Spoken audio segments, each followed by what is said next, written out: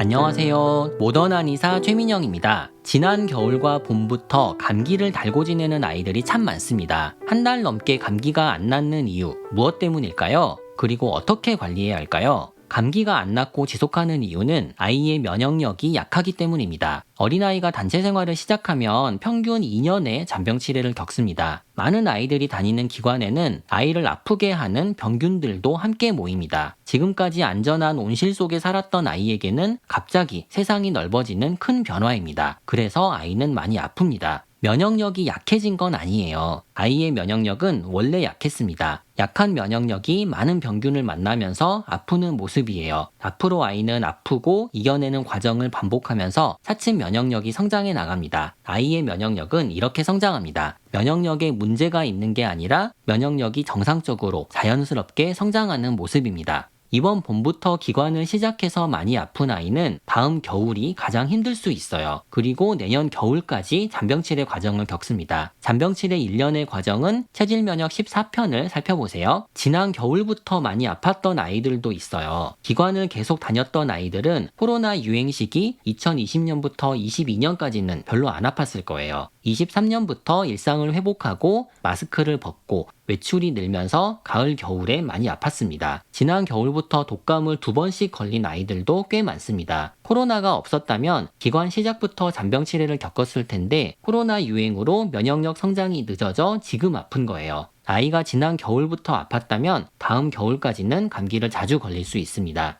자, 그럼 면역력이 약해서 자주 아픈 아이 어떻게 관리해야 할까요? 일단 시간이 필요합니다. 바로 면역력이 성장하고 안 아플 수는 없어요. 아이의 기초 면역력이 자리 잡는데 평균 2년이 걸립니다. 이 과정 동안 고열로 힘들고 기침으로 못 자고 때로 입원을 하는 경우도 있을 거예요. 아이는 면역력이 약해서 증상이 심하지만 다행히 큰 문제 없이 후유증 없이 잔병 치레를 잘 이겨냅니다. 폐렴과 독감으로 문제가 생기는 경우는 거의 없어요. 약한 면역력이지만 결국 잘 이겨낼 겁니다. 두 번째, 힘들면 약을 써야겠죠. 고열이 오르면 해열제를 쓰고 기침 콧물이 심하면 감기약을 씁니다. 때로 항생제를 복용하는 경우도 있을 거예요. 그런데 항생제에 의존하지 않으시면 좋겠어요. 항생제는 강한 감기약이 아닙니다. 처음부터 항생제를 먹여 빨리 낫게 해야지 이런 생각이 들 때가 있습니다. 항생제가 도움이 되는 경우는 전체 잔병 치레의 10% 미만입니다. 나머지는 항생제와 전혀 관련이 없고 도움이 되지 않습니다. 저절로 낫는 감기에 불필요한 항생제를 쓰면 오히려 부작용이 더 클 수 있습니다. 나중에 더 자세히 살펴볼게요.